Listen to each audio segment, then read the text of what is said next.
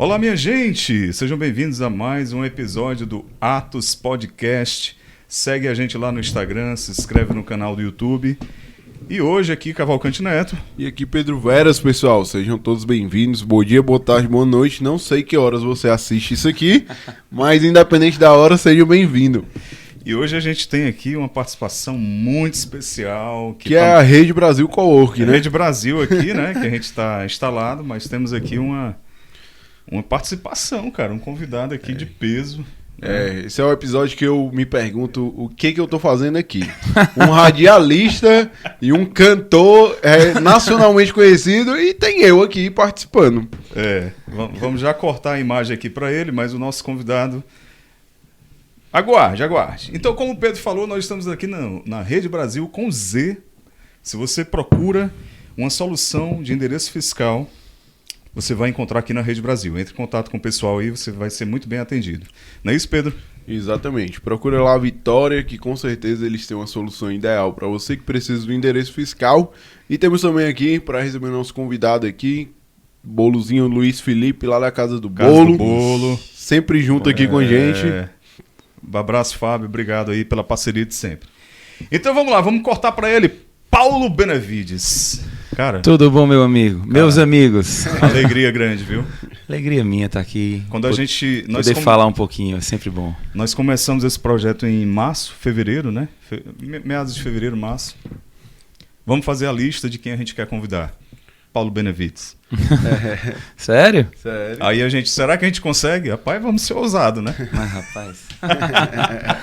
Cara, alegria grande, viu? Alegria minha estar aqui, é sempre bom a gente poder falar e acho que a gente tem essa necessidade de, às vezes, poder falar, poder jogar um papo não fora, digamos assim, algo que a gente saiba que fica, mas poder falar um pouco dos nossos sentimentos, poder falar um pouco do que a gente pensa sobre qualquer assunto, sobre tudo, porque acho que tem sempre alguém querendo nos ouvir, né? Sem dúvida. E quantas pessoas se identificam, né? Com as nossas histórias. Exatamente. Você, uma pessoa já referência, com uma notoriedade enorme aí. Você que está dizendo aí, né? Não, mas você é. Então as pessoas às vezes têm curiosidade. Será que ele é de carne e osso mesmo? Paulo Benevides? Será que ele fala afinado o dia todo? Será que eu sou gago. Pois é. Eu sou gago. Vamos falar sobre isso. Mas eu estava contando aqui nos bastidores que tinha uma história muito engraçada para contar, que nem ele sabe. Lá em meados de 1996, um dia desse, né? Bem pertinho. Aí eu tava lá, dando os primeiros passos lá na liturgia da missa, cantando, né? Com o Darlington. Meu grande mestre, Darlington Mesquita. Forte abraço, Darlington. Grande amigo e grande cantor. Grande cantor. Fantástico. Aí, chega na música Pós-Comunhão. Que força é essa? Belíssima, né? Do Isaías e do Carlinhos do Show. Carlinhos do Show. Aí eu lá ainda desafinado, cantando e tal. Aí, de repente, eu tô lá mais na frente, né? Aí começa aquela voz. Aí eu, caraca, quem é que tá cantando aí? Aí eu só fiz assim com o microfone, ó. Aí baixei a cabeça. Terminou a missa, lá e vem as velhinhas. Meu filho, você canta bem demais. Você não sabe como você me tocou com essa música. Eu, não, peraí. Ó, quem eu era aquele. Aí tu já tava saindo da igreja. É aquele lá, ó. Não, era você. Eu vi. Nili Vanille, né? É porque você tava na missa, lá em São Vicente, ainda antiga, antes da reforma. Uhum. Tinha aquele alpendrezinho ali, lateral. Sei. Aí eu acho que você tava ali, né? E o Darto tava atrás de mim, e eu acho que no momento lá, não sei se você recorda, eu acho que você pediu pra cantar. Ali falou com o Darlington, né? E ele ficou atrás de mim, mas só que as velhinhas só me viam, né? Porque eu tava no primeiro plano ali, né? Aí eu, não fui eu não, foi você. Aí eu, tá bom. Tanta história engraçada. É muito bacana isso aí. Teve outra vez um curso de noivos, aí eles chamaram lá na São Vicente também. Aí eles convidaram lá, e aí apagaram as luzes, né? Aí aquela penumbra rompeu-se com a voz do Paulo, né? Aí todo mundo, caraca! Cara, tantas histórias, tantas coisas bacanas. Paulo, mas você canta há muito tempo já, né? Amigo, eu canto... Eu não sei, eu acho que eu sempre confundo o dia que eu comecei a falar com o dia que eu comecei a cantar. Porque dizem que eu comecei a cantar com 3, 4 anos, né? Eu lembro muitas coisas, Eu venho de uma família de músicos, né? Família do meu pai, principalmente, família de músicos. Família da minha mãe também. Gosto muito de música. Meu nome é Paulo José Serpa Benevides. Certo. Então, eu fui conhecido durante muito tempo aqui como Paulo José. Paulo José. Aí após... Ainda sou, não vai ter jeito. É. Fortaleza não vai ter jeito isso. É. Mas a partir de um trabalho de marketing feito em São Paulo, pós apresentação no Faustão, né, em 2018, o pessoal do marketing de São Paulo preferiu que a gente usasse o Benevides, que acho um nome mais... Como todos os cantores na minha área usam o seu sobrenome. Certo. Né? Certo. O Elvis não usava Elvis Aaron, ele usava Elvis Presley. É. O Sinatra não usava Francis Albert, ele usava Frank Sinatra. Uhum. Né? O Tony Bennett, Michael Bublé. Aí segue todo mundo nessa onda de usar o seu sobrenome, né? Uhum. Na área que eu atuo. Então a ideia foi essa, de um sobrenome mais forte, para o estilo de música mais clássico e tal, que o que a gente faz em São Paulo, e graças a Deus tem dado muito certo. Mas voltando, como é que se diz? Desde cedinho ali, cantando. A família Benevides fazia muitas festas, né? O meu avô, Paulo Benevides, o nome dele. Certo. Que, curiosidade, né? Mais algumas. O meu nome é a junção do nome dos meus dois avós. Certo. Um era José Serpa, o outro era Paulo Benevides. Então meu pai e minha mãe juntaram os dois nomes, Paulo José Serpa Benevides. Legal. Então, o meu avô, ex-deputado, Paulo Benevides, até tem um prédio lá na Assembleia com o nome dele e tal. Ele fazia muitas festas em casa. Todas as minhas tias, são 12 filhos. Meu avô teve 12 filhos, meu pai um dos 12. Eram 14, faleceram 2 quando nasceram. E todas as mulheres tocam piano, todos os homens cantam. Simples assim. Então, eles quando cantavam juntos, realmente, ainda hoje eu saio, estou no meio da rua e encontro as pessoas mais antigas, digamos assim. Olha, fui muitas festas na casa do seu avô. Das coisas que eu mais escuto aqui em Fortaleza é isso. Então, é impressionante a quantidade de pessoas que passaram naquela sala. E esse pessoal mais velho me viu cantar muito cedo, com 4, 5, 6 anos, me botavam num banquinho. E eu cantava Serenata de Schubert, por exemplo. Depois eu aprendi a letra original em alemão, mas eu cantava em português, a versão do Calbi Peixoto. Isso eu tinha 4, 5, 6 anos. E sempre tinha um momento da festa que parava. Meu pai cantava demais, a voz dele era algo assim absurda e natural, sem estudo. E cantava na beira de um piano. Então nós sempre fomos muito acostumados a cantar sem microfone. O microfone era só um plus. Você já teria que ter um vozeirão por natureza e por treino para poder ser escutado, porque a minha tia não alisava no piano, não. Minhas tias tocavam também, era briga. Quem toca mais alto, quem canta mais alto. Bacana. Entendeu?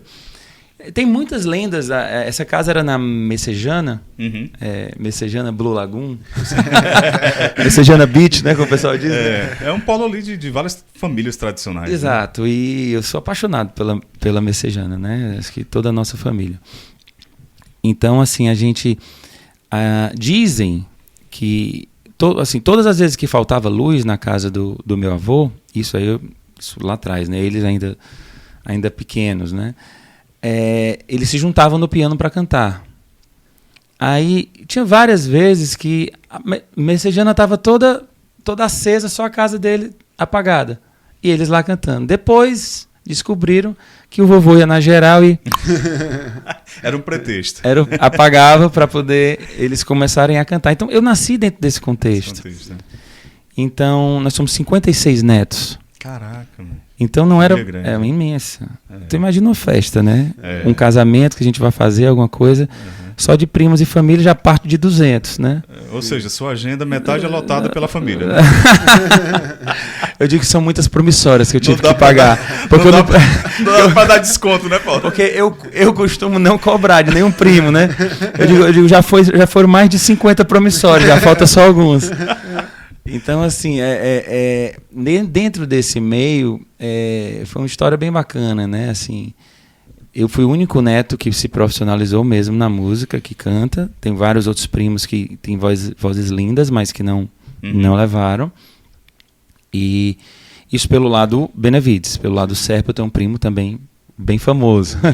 Então, exato, que também tem um trabalho belíssimo, Gustavo, né? Isso. Beijão pra ele, primo querido demais.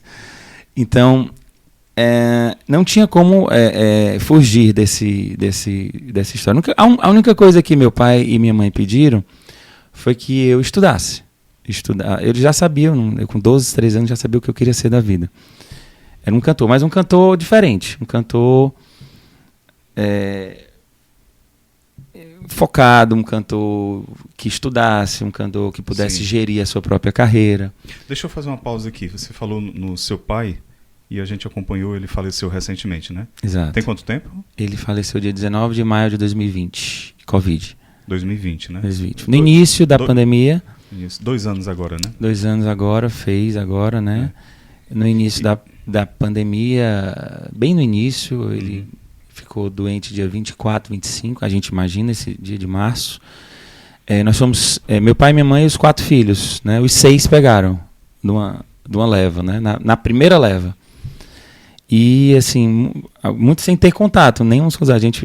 Acho que é coisa de sangue. A gente só vai saber isso daqui a 50, 100 anos, exatamente, né? Isso aí, Mas foi um período bem difícil na minha vida particular, né? Eu fiquei 1 ano e meio sem trabalhar, sem cantar, que isso pro cantor além do mais, ainda teve isso. É horrível. Teve o luto do seu Perdi pai, meu né? pai, que foi a maior dor que eu senti. Acho difícil sentir outra dor igual. Sim. Ele foi sua maior referência? Sem dúvida.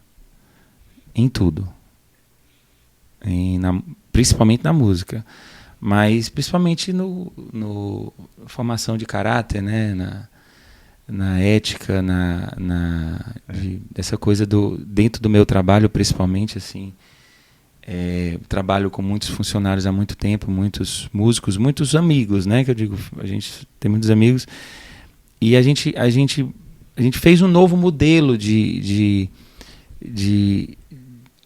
empresarial, musical nessa cidade, digamos assim. Antes, a gente via, com todo respeito às bandas antigas, a tudo como era antes, mas muitas bandas, às vezes, pagavam os músicos 4, 5 festas depois, aquela festa de trás, não de propósito, mas normalmente empresários de música e os próprios músicos que se metiam a gerir as suas empresas se perdiam no meio daquele caminho e financeiramente se perdiam. Isso é muito fácil, é muito comum.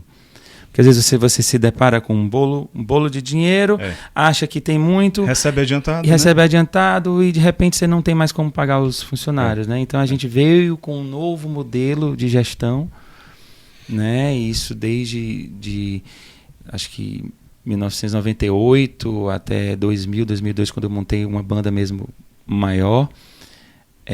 A gente veio com um novo modelo de gestão que foi bem bacana, assim. A gente sempre usa o dinheiro para frente. Eu nunca usava, deixava ele numa conta. Ainda hoje faço assim. E eu só considero o meu cachê depois que o evento passa, que eu pago todo mundo no próprio mês do evento. Os meus, se a gente tiver 20 eventos, todos recebem até os dias 5 os 20 eventos. Legal. Exato, para que o músico se programe, para que ele tenha o seu salário, para que ele consiga pagar suas contas. Sim. E para que eu também me pague, para que a minha empresa me pague. Então a gente conseguiu. Só que, graças a Deus, o nosso meio todo começou a fazer a mesma coisa. Isso foi replicado, né? Isso foi replicado hoje.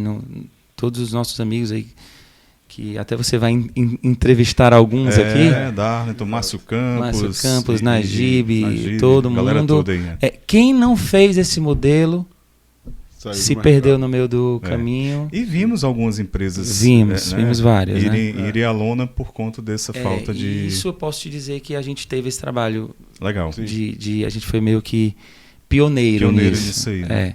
E isso foi, assim, voltando ao meu pai. Sim. Meu pai, professor de engenharia, né? Calculista.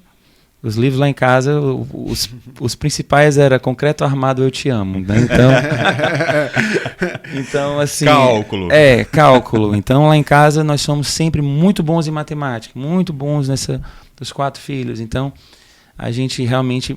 Eu consegui aplicar isso dentro do meu profissionalismo na música, né? Que não é só cantar, voz bonita, muita gente tem. Exatamente. Cantar bem, muita gente canta, voz bonita, muita gente tem.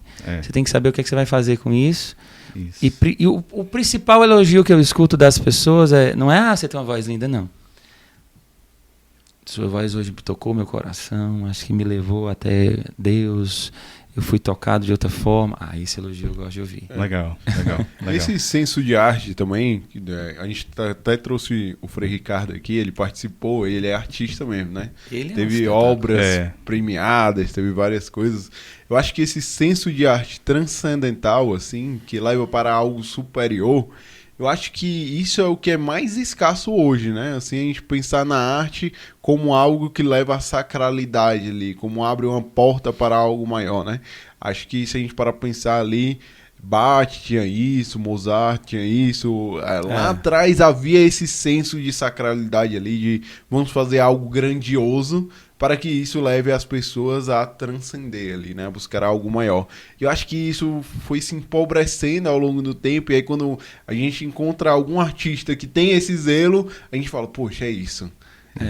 Hoje é difícil a gente poder falar, mas eu vou tentar falar tudo que eu penso aqui, sem muito mimimi, como a gente... Fique à vontade. A gente tem medo hoje, né? Hoje em dia tudo a gente tem um pouco de medo das coisas, mas uma das missões aqui do Atos Podcast, qual é, Pedro? Buscar o cancelamento perfeito. Então hoje vamos ser cirúrgicos nesse cancelamento, né? Em busca dos haters. Muitos cortes. Cara, tá chato, né? Tá muito chato. Mas assim, vamos lá. Você pegou bons exemplos aí. Wolfgang Amadeus Mozart, né? Johann Sebastian Bach, Antônio Vivaldi, esses caras não fizeram nada pensando em dinheiro. Esses caras não fizeram absolutamente nada. E até grandes obras deles foram reconhecidas muito tempo depois. A grande maioria morreu... Sem saber o que tinha feito, né? Poxa, Mozart morreu como indigente. O maior da história da humanidade, né? Acho que se o planeta explodisse e sobrasse alguma coisa dentro de uma ia ser uma música de Mozart, né? Uma área de Mozart, uma coisa assim. Né? Eu vou falar sempre assim, essas coisas, porque a gente brincava muito. Eu e meu pai, a gente brincava muito de música, né? E a gente ficava delirando assim. Pai, vamos lá. Descobrem músicas em outros planetas. E vai ter um campeonato intergaláctico de melhores cantores do universo, não mais só da Terra. Quem seria o representante da Terra? Caraca. Olha a loucura que a gente falava. Isso uma sexta-noite ouvindo música. Mas é legal, né? Tomando vinho ali, falando sobre isso. Falando coisas. Eu acho que falta muito esse tipo de assunto lúdico. Sim. Hoje as pessoas só se reúnem para falar política. Dinheiro, política. Cansa. Cansa. Então a gente partiu a noite nesse princípio. Isso era 3 horas de papo e de briga. A gente só chegava num acordo da voz feminina. Era? Que era a Barbra Streisand, né? Não, vai ela. Ou a Ella Fitzgerald, mas vai a Barbra Streisand. Ok, agora da voz masculina, aí começava o pau, né? Porque meu pai, apesar de eu, por exemplo, dentro dos meus shows, eu canto muito mais Sinatra do que Elvis. Uhum. Mas o meu cantor preferido é o Elvis. Certo. E o dele era o Sinatra. Uhum. Eu dizia, o que o Sinatra faz, eu faço deitado. Ele ficava louco. O que o Elvis faz, nem em pé, nem feito doido, eu não consigo. Aí ele ficava, você não pode estar falando, tô falando sério. Experimente. Agora, o timbre do Sinatra é diferente, mas ele não era um cantor que a mim impressionasse o que ele fazia com a voz. Não. O Elvis me impressionava. O Elvis era versátil demais. Era muita loucura o que ele fazia com a voz dele. Mas num campeonato não iria nenhum dos dois, porque ninguém sabe se ia ter microfone. Então vai o Pavarotti. Que alcançava lá. Vai-se embora, né? Massa. Era muito legal, entendeu? Esse tipo de discussão. A gente tinha muito isso. E, assim, em busca do cancelamento perfeito, né? Hoje, as músicas que a gente enxerga sendo feitas são todas músicas para ganhar dinheiro. Com essa São finalidade. Indústria fonográfica, né? São músicas 100% ligadas ao comércio, músicas descartáveis. Que daqui a uma semana você já tem que ter outra. É chicletinho, né? Grudou. Ali, depois, mas eu te garanto que não tem nenhuma música dessa que daqui a 5, 6 anos ela vai estar, inclusive, sendo executada. Tá entendendo? Assim, porque não é o foco, não é uma música para a eternidade, não é algo ser bem feito. Tá entendendo? É você fazer uma música dessa, vai estourar no momento. Cara, eu acho assim, eu não estou criticando quem faz sucesso, eu acho que eles têm... Se tem público para comprar, ele está comprando e está tudo certo. E vamos Todos os gêneros musicais têm tem o seu lugar, tem o seu espaço, né? Eu particularmente... A música é muito democrática, né, A música é muito democrática. Eu particularmente, se eu for depender disso... claro. Não vou sair do canto. Fora o seu pai, quais são as suas referências no mundo da música? As principais, né? Assim... Você falou aí... Ele é o meu pai, o meu pai foi a minha referência musical porque ele tinha 3.000 discos de vinil. 3.000. Muita coisa, viu? A época, ainda hoje, muita coisa, imagina na época, né? Você mantém isso aí, esse acervo? A gente procura manter em casa. A minha mãe, depois que entrou os CDs, as coisas, ele fez os mesmos 3.000 em CDs, mas outras coisas, que tinha muita coisa que não tinha mais em vinil, né? Mas ela deu muitos discos aqui para Ceará Rádio Clube, muitos discos. Hoje um vinil vale 250 euros, às vezes na Europa. Hoje em Amsterdã você chega com um vinil e você faz a sua viagem todinha dos discos que você vende. Para você ter uma ideia do tamanho desse mercado e da raridade que isso se tornou. Mas a gente mantém muitos, principalmente o meu sobrinho, o Vicente de Castro Barbosa Filho. Certo. Que é o meu sobrinho mais velho, filho da minha irmã, da Inês, que é um viciado ele bota os vinis. É mesmo? Qual a idade dele? Ele tem 27, 28, só escuta coisa boa. É mesmo? É impressionante. Mas é da música também, do mundo da música?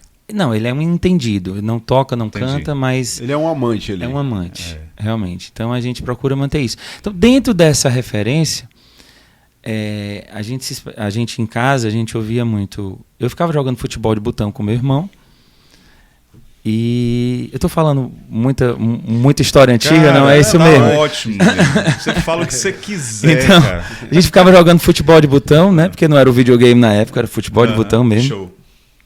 E meu pai ficava num gabinete próximo, a gente ouvia Sinatra, Elvis, Tony Bennett, Andy Williams, Johnny Metz, as grandes orquestras aí, Ray Conniff, Mantovani. Aí eu via Calbi Peixoto, Silvio Caldas, só os fracos. Francisco Alves, Chico Alves, eu ouvia muito Tom Jobim, muito Vinícius de Moraes, muito Nara Leão, muito Maria Bethânia, se escutava muito. Cara, só coisa boa. Só música. Sim.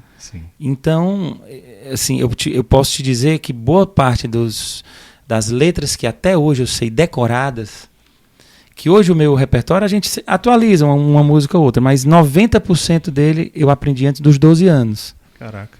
E raramente eu leio alguma coisa em cima do palco porque está tudo no HD registrado no que eu aprendi antes dos 12 anos. A voz bonita é importante. Você ter uma boa voz, mas de nada adianta sem a bagagem, o repertório. Isso eu acho que foi que fez a minha grande diferença, digamos assim. É muito importante ter um cara que ele fala muito, que eu concordo, que ele fala que um piano dentro de casa faria muito mais para as famílias do que qualquer político. Do que uma televisão. Do que qualquer político, ele fala exatamente isso. E eu acho muito legal porque...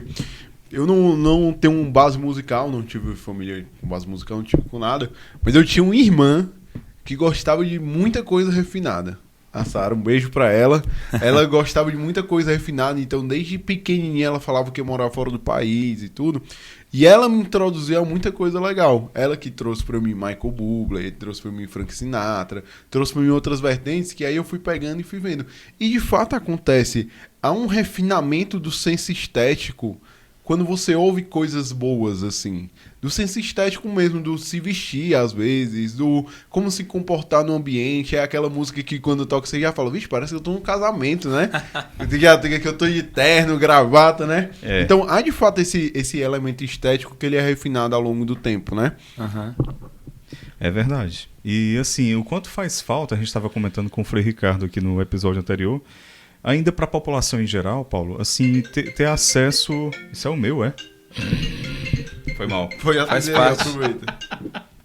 Quer atender aí, Paulo, o seu? Não, tá de vontade boa, aí. só. Mãe, eu tô dando uma entrevistazinha. Era minha mãe ouvindo. Ela gosta de ouvir. Vai, vamos nós. Eu tava no silencioso. Pronto. E o meu aqui... Vamos lá. Então a gente falava quanto faz falta a população em geral ter acesso a esse tipo de arte, né? Uma arte mais refinada, né? Às vezes parece que as pessoas dizem assim, não, essa população carente, eles não vão entender, eles não vão gostar. E aí democratizar isso, né? Uma orquestra, músicas mais, né? Mais bem elaboradas, você levar a arte propriamente dita para esse público, né? O que você acha? Você acha que... A gente teve uma época que... eu não quero falar de política, né? Mas vai ser impossível. Teve uma época que acho que por volta ali 2002 até 2006 que a gente tinha um projeto chamado Concertos no Parque do Cocó aqui. Ah, me lembro. Pronto. E eram todos os domingos, assim, orquestras. Eu lembro o nosso grande beijo para ele, Maestro Poti. Sim, grande maestro, olha só. Outro... Deixa eu trazer o maestro O pra Maestro cá, hein? Poti vai te dar 8 horas de papo aqui. Com certeza. Não tem igual, né? História para contar ali não falta. E nós somos parceiros e seremos eternamente, mas a gente teve muitos trabalhos juntos. Uhum. E esse trabalho, Domingo no Parque, na época, acho que foi o governo Tasso, o primeiro, o segundo governo dele. Não, primeiro eu tinha 8 anos.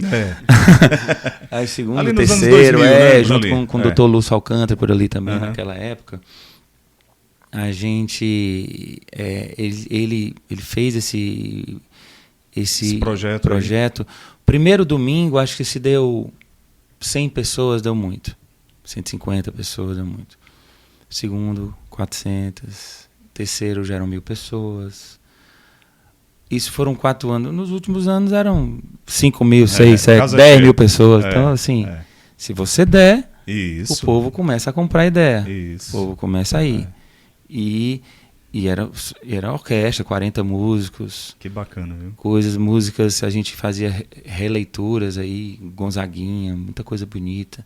Não era só clássicos também, porque dentro da música popular você transforma você faz coisas riquíssimas, né? Sim. Se você pegar, poxa, cada obra de arte daqui o próprio seu Luiz Gonzaga. Sim. Meu Deus do céu. Você pegar Assum Preto, é difícil uma música clássica mesmo, uma sinfônica, que tenha tanta riqueza como o Assum Preto para você criar em cima. Então, nós temos tudo. Nós temos tudo. E se você der, por exemplo, a gente fez um Réveillon, graças a Deus a gente conseguiu fazer um Réveillon com orquestra aqui.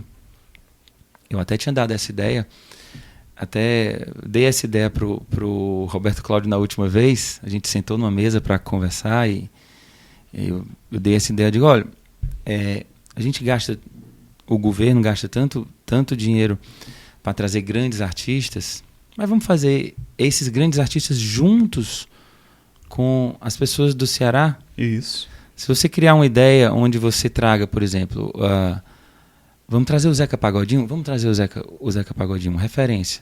Mas bota ele para cantar 5 músicas com o Marcos Lessa, faz um show os dois juntos. Legal.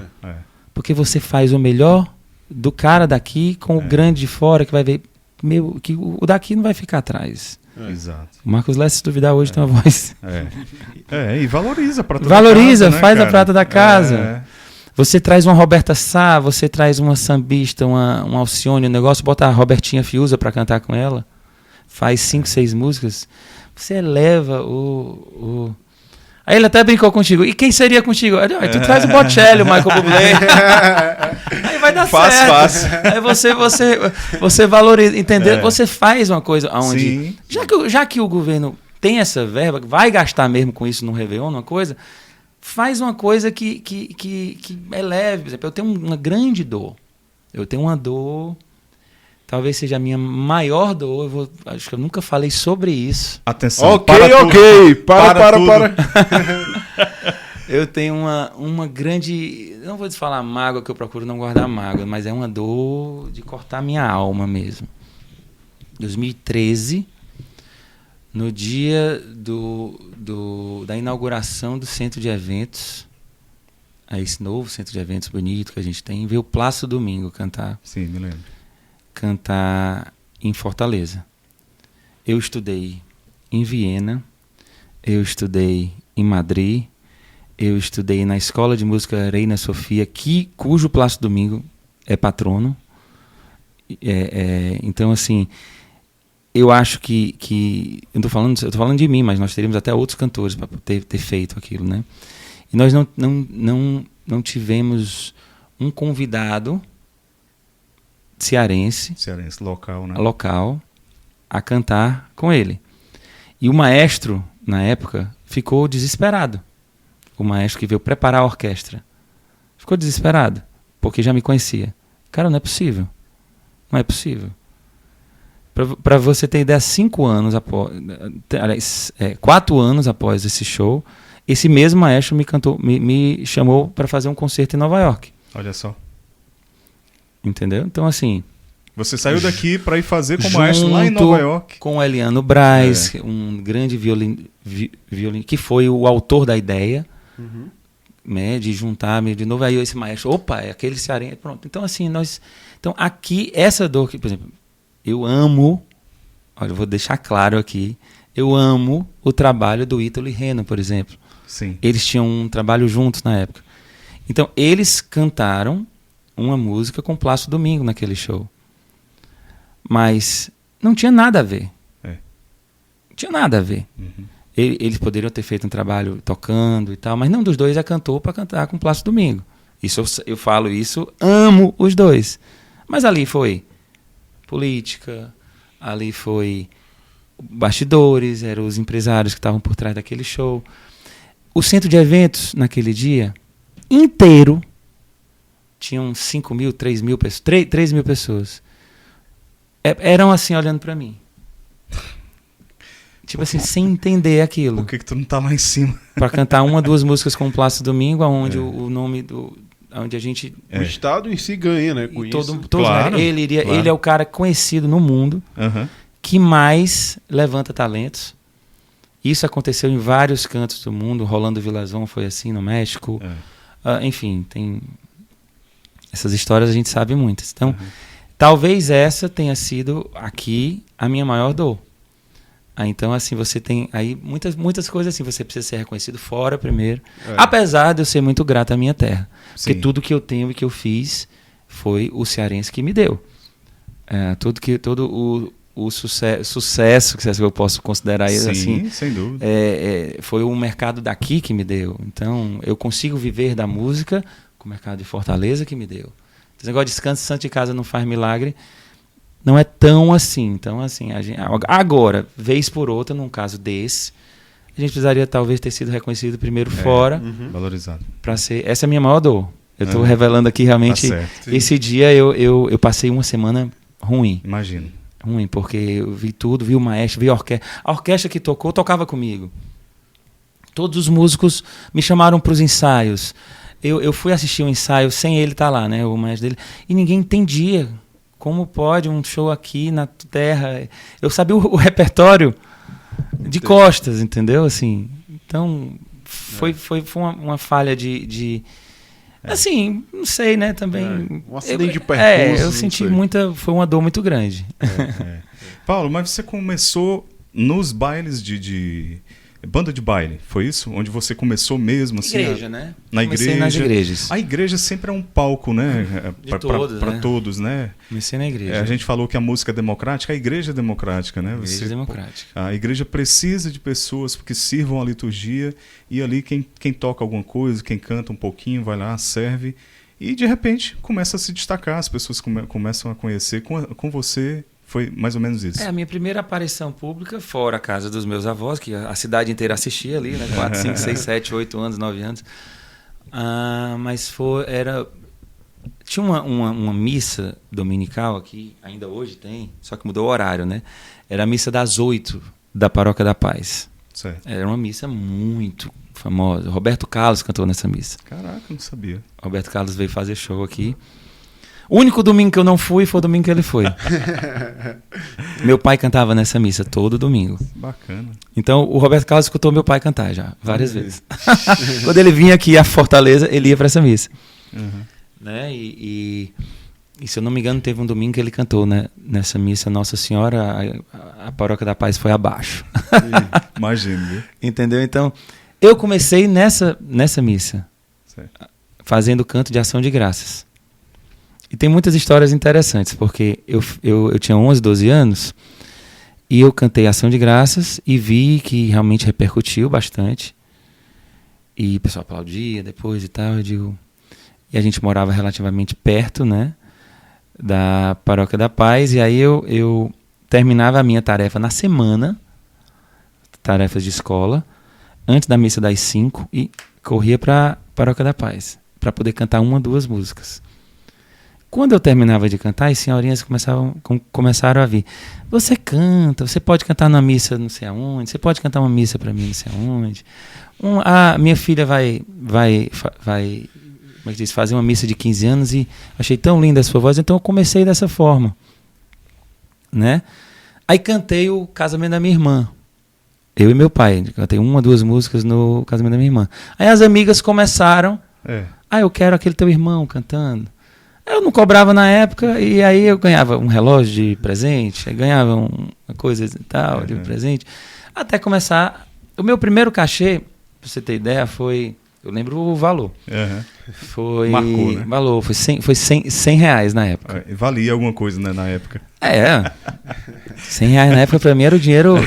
Eu deixava, eu ia fazer a festa na cantina do colégio, né? Sem dúvida. Hoje era em dia, a semana toda comendo cachorro quente à vontade na cantina do colégio. Então, hoje em dia você vai pro supermercado, sai com 2 sacolinhas, 100 reais. Era 100 reais assim, era 50 pra mim e 50 pro que tocava, né? Sim. Eu comecei a tocar com meu tio, Ricardo Serpa, tocando violão. Depois foi o Erlon Robson, que até hoje toca com a Carol Damasceno, filho do Zé Maria Boaz, o Erlon, grande tecladista, até hoje um grande tecladista. E de vez por outra a gente ainda faz coisas juntos. Ele começou esse meu trabalho em São Paulo, novo agora. Então você vê a ideia que a gente vem trazendo lá de trás, né? Então, com 12, 13 anos, eu comecei a cantar casamentos em Fortaleza. Quando eu fiz 15 para os 16 anos, eu já tinha mais de 80 casamentos para cantar por ano. Com 16 anos, eu lembro, eu já cantava os maiores casamentos de Fortaleza. As festas grandes, entendeu? E tinha os outros cantores, né? Eu achava isso maravilhoso, né? Guerra de mercado, né? As pessoas diziam, você vai dar o seu casamento para uma criança dessa, fazer a responsabilidade de uma cerimônia, olha quantos anos que eu tenho aqui fazendo e tal.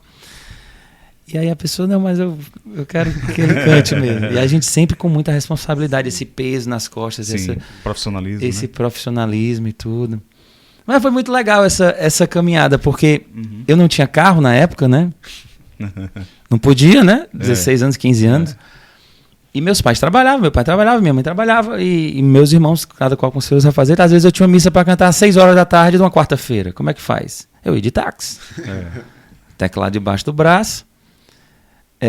Dos 75 reais que eu ia ganhar na época, dos 100 reais que eu ia ganhar na época, 20 eu já sabia que era do táxi, era a ida e a volta. Né? Teve uma época até que tinha um senhorzinho que eu ia com ele todas as vezes, porque eu também ficava com medo, né? O meu equipamento e tudo. E apesar assim, meus pais sempre tiveram condição, uma boa condição, eu não venho daquela história triste, né? Eu tenho que falar a verdade, né? Sim. Então, meu pai sempre foi um homem que teve boa condição, mas que deixou os filhos ralarem. Você ralar ali. E hoje quem vê o Paulo Benevides, Paulo José para nós aqui, não sabem os bastidores ali, né? O tem, início, né? Ó, é muito diferente hoje em dia. Hoje em dia, você faz 1, 2, 3 shows, o Instagram faz o resto por você. Né? E ele lhe mostra coisas muito mais até atraentes do que são realmente ao vivo. Hoje as produções que as pessoas fazem para se vender no Instagram é muito mais do que ao vivo. Hoje você faz 2 shows, você está no mercado. Já se torna conhecido dependendo do que você ou faça, ou seja, da sua... Existem várias formas... Eu não entendo disso, né? Tem muita coisa no meu canal bacana, do Instagram e tudo e tal, mas eu sinto que a minha parte ao vivo, o que a pessoa vê ao vivo, ainda é muito mais do que o que vai pro Instagram, ou pro YouTube, ou para qualquer outro canto. Mas hoje é muito fácil você ser conhecido. O trabalho que eu fiz para ser conhecido quando não tinha nada disso, levou 10 anos, 5, 6, 7, 8 anos. Era boca a boca, era indo cantar toda tarde numa igreja, era isso, aquilo, outro assado. As pessoas indicando, né? As pessoas indo, boca falando, indicando, era em festas, era uma coisa mais... Agora também tem uma coisa, é mais... Pé no chão. É mais sólido. E você vai sentindo o gosto, né? De você ir ali mais conquistando, real, mais real, né? É verdade. E quantos perrengues, né? No meio do caminho. Cara. Carregando microfone que para, caixa de som que estoura. Quantas humilhações também. Exato. Também. Maltratado. Mas isso tudo aí vai encaliçando, né, rapaz? Vai lhe deixando ali preparado para o que há por vir, né? E graças a Deus hoje você desfruta dessa... Quantas vezes a gente... Porque músico... A gente tem uma frase assim... Nós que vivemos da música, né? Aí no bom cearense a gente fala assim, nós que vive da música, nós que vive da música, a gente sabe o que a gente passa, né? E eu sempre quis, realmente, um dos meus objetivos foi de tornar o músico, tornar o cantor, tornar a gente. Sim. Não só a gente, assim, uma profissão digna, respeitada, e que você possa sobreviver daquilo. E eu acho que a gente conseguiu grandes passos Sem disso. dúvida. Entendendo? Antigamente, você falar que era cantor de casamento, você chegar na casa de uma namorada antes, o pai dela olhava assim, canta... É um bico ali, né? Uma coisa que... Ai, meu Deus, vai viver. Sim, mas você faz o quê mesmo? Professor, né? Professor também leva esse estigma, né? Não, mas você dá aula e o que mais? Só dá aula mesmo? Você canta casamento. Sim, mas você faz o quê mesmo na vida? Não, eu faço isso na minha vida. É profissional de quê, né? Pô, muitos vezes, anos. né? A vida muda, né? Teve algum evento assim marcante de perrengue mesmo assim? Rapaz, teve. Eu tava esperando não vir a pergunta, mas já que você é especialista no que faz, né? Não precisa entregar muita gente, não. Não Alguém tropeçou ali no cabo e... Não, eu vou te contar um episódio de humilhação, digamos assim. Eu dou valores, eu não tenho problema com nada aqui, né? Esse é um convidado bom, viu? Não, a melhor coisa do planeta é você não ter rabo preso, né? Isso é verdade. Bem cearense esse termo, né? Não ter rabo preso com nada. Mas é muito bom. Então, assim, eu tinha acho que 19 anos, né? Já cantava os maiores casamentos aqui e tal, tudo. Nós fomos convidados por uma grande família a fazer um evento de um noivado, né? Que eu ia cantar depois o casamento, né? E eu tinha uma namorada na época e ela tinha 15, 16 anos e os pais dela, obviamente, como era na época, né? Eu também não sou tão velho assim não, só tenho 43 anos, mas as coisas evoluíram muito rápido. Muito rápido. Então, ele só deixava que eu saísse com ela, digamos assim, com um outro casal, com uma turma, Sim. E que fosse antes e se eu fosse pegá-la antes das 8 da noite. E tinha que deixar de volta no máximo 11 horas. 11 horas, meia-noite era o máximo. Sim. E eu ia cantar essas 2 horas de show, ia ser mais ou menos de 8 às 10, a gente tinha pelo menos uma horinha para namorar, para jantar, para fazer alguma coisa. Tudo bem. E aí eu fui pegar ela em casa, eu sempre levei várias vezes e a gente era super bem tratado. Deixava ela numa mesinha na festa junto com a esposa do maestro Erlon, que tocava comigo. Ficávamos as duas conversando enquanto a gente trabalhava e no final a gente saía. Nesse dia em especial, quando a gente chegou e tal, grande festa, grande família, o dono da festa, assim, ó, essas duas aí tem que ir embora. Eu olhei assim, gente, isso ainda existe, assim. Eu olhei assim, não, mas elas não vão comer, não vão beber, não se preocupe, não, é só pra ficar assim. Elas vão embora. Caraca. Aí o que foi, a bichinha eu lembro até hoje com os olhos cheios d'água, porque foi um baque. Um baque, uma humilhação, uma pessoa bacana, digna de uma... Porque eu digo, família bacana não é que tem dinheiro, não é isso. É educação, né? Dinheiro e nada, às vezes, é a mesma coisa nesse aspecto. Educação é educação. E ela era uma pessoa muito educada. Ainda é uma pessoa muito educada. E foi convidada a se retirar da festa. E como eu tinha um contrato a fazer, e eu tinha que cumprir, mas mesmo assim foi a primeira vez que eu tive vontade de não cumprir. Mas aí a gente teve que cumprir, né? Mas foi aquelas 2 horas mais...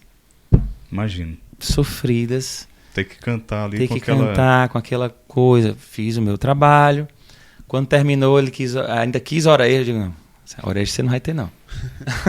Aí fui embora e tal, e realmente foi chato perante aos pais dela depois, a pessoa, todo mundo soube depois. Então, foi algo realmente muito humilhante, né? Em que eu passei por isso na minha vida. Eu tinha 19 anos, já era conhecido. Mas a gente não deixa de ser, às vezes, funcionário de quem nos contrata durante aquele tempo. E depois teve o casamento. Daí esse noivado, né? Em que aí eu já era mais conhecido. Já tinha meus 21, 22 anos. E assim, eu sou contra a vingança, contra a revanche, contra tudo isso. Isso não leva ninguém a nada. Mas eu não queria cantar esse casamento. Foi uma opção que eu fiz. A gente não é obrigado também a ver, a conviver, a fazer aquilo. Sim. Rapaz, o cara tentou... Se eu for falar, naquela época, o cachê que foi oferecido para que eu cantasse, eu digo, olha, não tem dinheiro no planeta que vá comprar a minha paz de cantar esse casamento. E eu simplesmente não fiz. Não foi vingança. Sim, totalmente. Pelo amor de Deus. Isso, ele tem o meu perdão. Já conversamos, ele nem sabe disso. Sim. Entendendo depois e tudo e tal, mas isso marca para quem fica, né? Sim, a honra é inegociável, né? Mas eu não quis cantar o casamento. Aí para que a pessoa também entenda que o dinheiro não compra tudo. Entendendo? E eu realmente... essa é a realidade de muitos músicos, né? Quantos e quantos músicos já passaram por situações semelhantes, né? Infelizmente, né? Eu gosto de falar um pouco dessa parte aqui para que as pessoas desmistifiquem um pouco, que acham que teve tudo, foi tudo fácil, foi tudo maravilhoso, caminho bom demais, nasceu em família rica e tal e tudo, gente. A história, a verdade é bem diferente. É verdade. Agora, sempre fui muito blindado pelos meus pais. Quando eu recebi um prêmio, a medalha Humberto Teixeira, que é a maior comenda cultural do estado do Ceará, e essa medalha só foi entregue a uma pessoa. E essa medalha foi entregue a mim em 2018 na Assembleia. E eu guardo essa medalha no meu escritório até hoje tudo. Dentro do meu discurso, meu principal agradecimento foram a todos os meus patrocinadores. Agradeci muito. Família Dias Branco sempre esteve comigo. Enfim, todo mundo que me ajudou bastante. Dr. Beto me ajudou bastante. Enfim, pessoas meus patrocinadores de uma vida. Sim. Mas o meu principal agradecimento foram aos meus pais. Porque quando eu tinha 13, 14 anos, todos os amigos deles perguntavam. Quando eu fui fazer vestibular, então, Ave Maria. E o Paulo, tu vai deixar ele ser cantor? Tu vai deixar não sei o quê? Tu vai deixar ele seguir esse caminho? Olha, eles nem deixavam chegar a mim essas perguntas. Eles já me blindavam logo na cara mesmo. Você nem chega besta de querer que ele mude ou que ele faça outra coisa. Porque minha irmã fez 2 faculdades, minha irmã é economista, e é advogada. O meu irmão, um dos principais, como é que se diz? Ele fez engenharia e hoje trabalha com energia eólica. Teve todas, estudou fora. Tudo. A minha irmã, uma psicóloga sensacional, administradora. Todos eles fizeram duas faculdades, duas faculdades, grandes estudiosos. Eu fui fazer faculdade de música na UES e passei em primeiro lugar no vestibular. Massa. Tá entendendo? Legal. Porque era o que eu queria. E eu fui muito blindado com isso lá em casa. E não era fácil para o meu pai. Professor doutor da Universidade Federal, ele vai ser músico, mas ele vai estudar. E foi o que foi realmente. Sim. Bacana, muito bacana a sua história, viu? Tenho certeza que muita gente vai se identificar, viu, Paulo? Pô, a família, a importância que você está dando aí à sua família, né? A ter te apoiado, né? Ter respeitado aquilo que era já a vontade sua, né?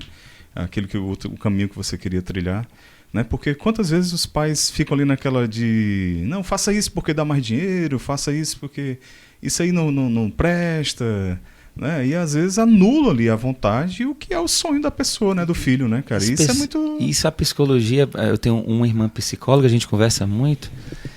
Meu amigo, o peso da palavra de um pai e de uma mãe, ele assim, ele vem como uma flecha dentro de você. Ele tira certezas que você tem. Sem dúvida. Isso pode atrapalhar, isso pode ajudar, mas pode atrapalhar demais. Como também pode lhe impulsionar a alçar voos. Palavra de pai e mãe tem poder. Poder. Tem poder. E no caso, eu tive a proteção deles, porque muito a escolha bom. foi minha. Legal. Foi muito legal isso. Paulo, você considera assim que você atingiu a sua maturidade musical? Você Não, se enxerga, né? Ainda não. Você acha que ainda tem muito ainda... Estudando a própria história dos grandes cantores, né? Da própria voz humana mesmo, o nosso auge, né? O auge do que eu espero como voz, como cantor, e pelo que eu me preparo, né? Vocalmente para isso. Eu tenho 43, então vai ser por volta dos meus 50 anos, 48, 50 anos, é que a voz vai estar no auge, a maturidade, a beleza da voz. Não sabia disso. E a partir de quando é considerado que a voz começa a declinar? Bom, segundo o Tony Bennett, nunca, né? Porque ele tem 96 anos, ele faz show com a Lady Gaga, onde ele bota um monte de menino de 20, 25, de 40 anos no bolso. Segundo o Zezé de Camargo... Tô brincando. Tu vai ser cancelado.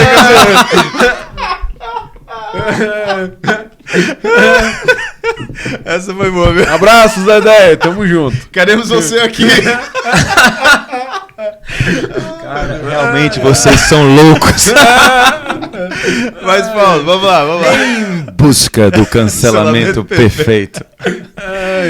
Mas ali foi pegando o gancho aí. O gancho foi mau uso da voz. Sim. Você acha que mau uso da voz. Tem que ter muita disciplina para manter a voz? Tem. Mas não é deixar de viver, não. Sim. Ele pode tomar o vinhozinho dele, a cervejinha dele. Eu faço isso. Mas em momentos que eu não estou cantando. Porque o grande problema é você conhecer a sua fisiologia, né? Como é o seu funcionamento. Por exemplo, se eu não estiver cantando, eu posso comer o meu churrasco, tomar minha cerveja, tomar meu vinho. E essas duas bebidas, entre aspas, o vinho e a cerveja, elas não atingem as minhas cordas vocais. Não. Agora, mesmo sem cantar, se eu tomar uma bebida mais destilada, um whisky, por exemplo, coisa assim, outro dia eu vou sentir. Isso você já tem que saber. Agora, se você misturar o show com a bebida, no dia você não sente nada, anestesia tudo. E eu acho que provavelmente é isso que acontece com a grande maioria dos grandes cantores que vão perdendo as vozes. O Zezé eu lamento porque eu achava sensacional. A voz dele é sensacional. Dele é incrível, né? É incrível, é tanto que ele vai viver eternamente do sucesso merecido que fez. Não é o amor. Merecido. Merecido. Porque até você pegar... Tinham letras, tinham melodias, tinham é outra música, né? É outra coisa. E ele tinha um timbre lindo, cantava alto, cantava bonito, cantava altíssimo, desde criança. Tem toda a história do filme fantástico que eles fizeram. Mas é de se lamentar o mau uso da voz. pode ter sido também falta de orientação, falta de um monte de coisa. Não, Eu lamento. Mas se você pegar, aí você vai pro outro lado. Você pega o Plácido Domingo. O Plácido Domingo vai fazer 80 de lá e pedra de tantos anos. O Charles Aznavour, que cantou até morrer, com 96 anos, 95 anos. O Tony Bennett, que só está parando agora pelo Alzheimer. Mas mesmo assim, ele fez agora uma última apresentação com a Lady Gaga, com Alzheimer. Ele não lembrava mais nem do nome da pessoa que está falando com ele. Ou nem do que vai cantar. Ele não lembra. Ele não lembra de nada. Não tá, foi de um dia para o outro, assim, vuco. Na introdução da música, ele já sabia a música. A memória musical Tá em voga lá. tá Massa. em voga. E a voz, Fantástico. fantástica. Qual é a tua classificação de voz, a sua? Ó, existe o baixo, né? O baixo profundo, o baixo, o barítono Uhum. e o tenor. Dentre o barítono e o tenor, existe uma classificação informal, que já está virando formal, chamada barítono brilhante.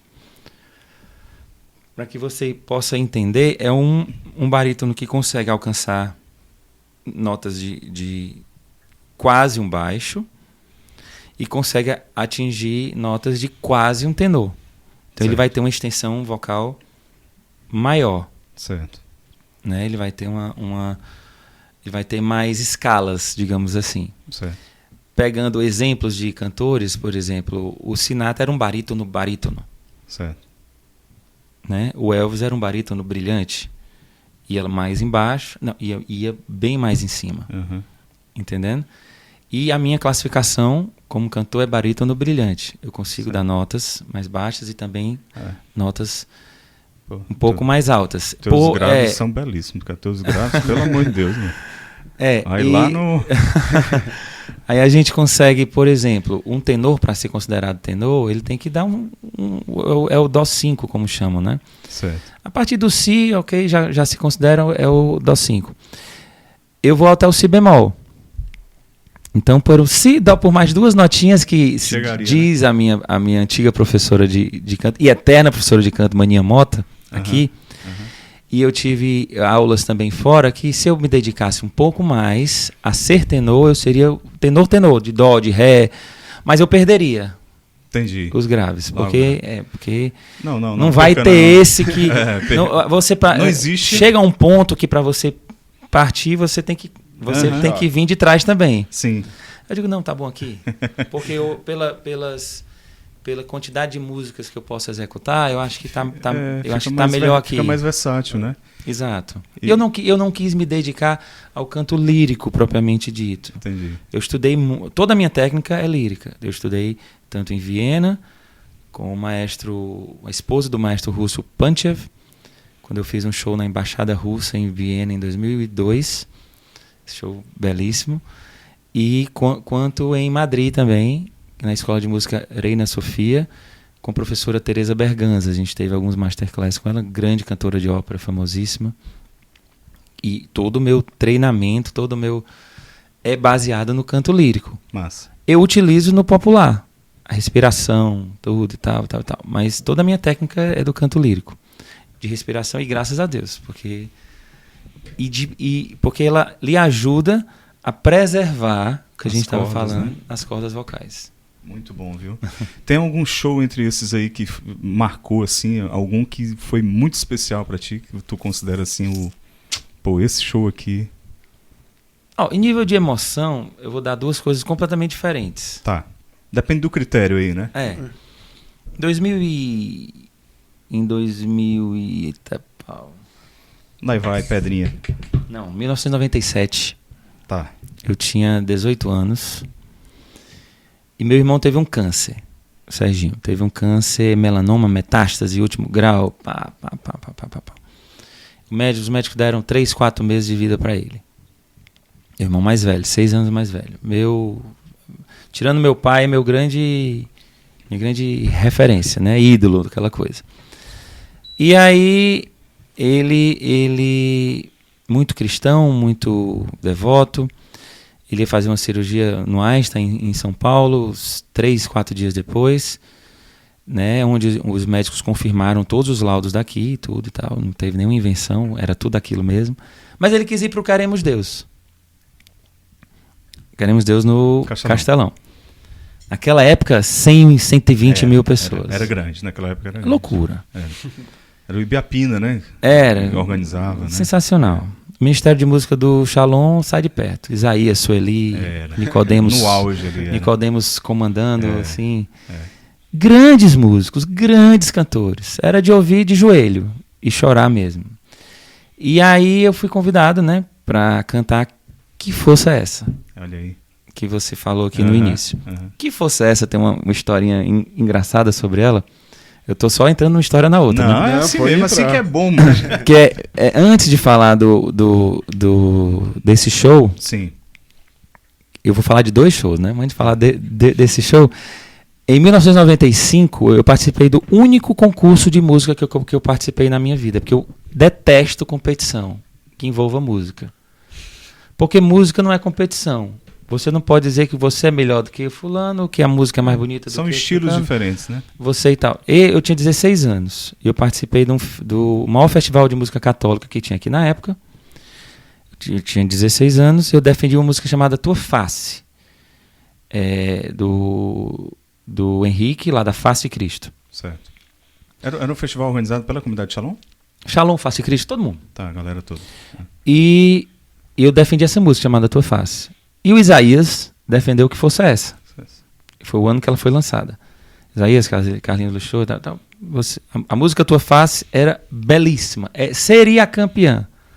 Até aparecer Que Força é Essa? Né? Que pra mim não tem. É linda. Até hoje é a música católica que eu considero... Qual é a Que Força é Essa? É a mais forte, a mais bonita, a que tem melodia mais... diferente, ela sai de um canto para outro. E a sua interpretação é belíssima também. E ela é muito difícil de cantar. É difícil. Então, por isso que eu me calei e deixei ele cantar. Não, o homem tá cantando aí. Nada, que é isso. E o Isaías... também é demais. Um show. Isaías, E ele ganhou o prêmio melhor música, né? Melhor música, né? E eu ganhei o prêmio de melhor intérprete. A música perdeu pro Que Força é Essa. Era isso que eu ia perguntar. As categorias... Você ganhou na categoria melhor ganhei intérprete. Com 16 anos, cantor revelação e melhor intérprete. Eu ganhei as duas categorias, né? Que envolviam cantor. Mas a música perdeu pro Que Força é Essa. Entendi. E o Isaías é um cara tão grande, tão absurdamente grande, tão... Gente boa demais. Tem gente que que é do céu, não é da terra, né? Então, ele é uma dessas pessoas. Ele disse, Paulo, a partir de hoje, cante Que Força é Essa? Que essa música é pra você. E ele fez a música. Exato. E ele é um cantor... Não, canta demais. Eu tava com ele sábado. Muito bom, muito bom. Ele vai estar aqui, viu, Isaías? Quero você aqui, viu, irmão? E pra você ter ideia como essa música tem... Aí pronto. Aí essa volta música pro Queremos Deus. Volta pro Queremos Deus. Meu irmão se ajoelhou... Não vou chorar. Meu irmão se ajoelhou no meio do estádio. 120 mil pessoas com a mão pra ele. E eu cantei Que Força é Essa em cima do palco. Caraca. Meu irmão... Ali veio da alma, hein? Quando acabou a música, esse estádio foi abaixo. Eu entendo tudo que um jogador de futebol passa. Foi um gol final de Copa do Mundo. Loucura. E aí, eu não me lembro se ele se ajoelhou no meio do campo ou se ele se ajoelhou no canto que ele estava. Ele trabalhou nesse Queremos Deus. Sim. Como voluntário e tudo e tal. Eu posso, para ser fidedigno mesmo, assim, eu não sei se ele se ajoelhou no meio do campo ou se ele se ajoelhou onde ele estava, mas as pessoas, todo mundo, vulco para ele. Todo mundo sabia, né? E ele, quando chegou em São Paulo, os médicos abriram, fizeram apenas... Ele ia ter que raspar a cabeça, quimioterapia, metástase, para ver se dava um jeito. Ele não precisou fazer nada. Caraca, mano. Absolutamente nada. Ele é amigo do médico até hoje, que até hoje não entende o que é que aconteceu. Quem que for cético, que não quiser acreditar, a opção é sua, meu amigo. Amém. Maravilha. Mas eu vi, presenciei isso ao vivo, né? Pronto, passa. Esse foi a minha maior aproveitar emoção. um ensejo pra dar uma palhinha aí do que força é essa, né? Deixa o homem se restaurar aqui, rapaz, tá respira aí, emocionado. bebe água. Após esse episódio de Que Força é Essa, aí vem a minha maior alegria como cantor. Profissional. A minha maior realização profissional. Que foi cantar no Dimena Center, em Nova York, em 2017. Em abril de 2017. Diz pra gente o que é esse lugar? É um teatro? É um teatro em Nova York, que o administrador dele, o patrono dele é o Baryshnikov, o maior bailarino russo da história.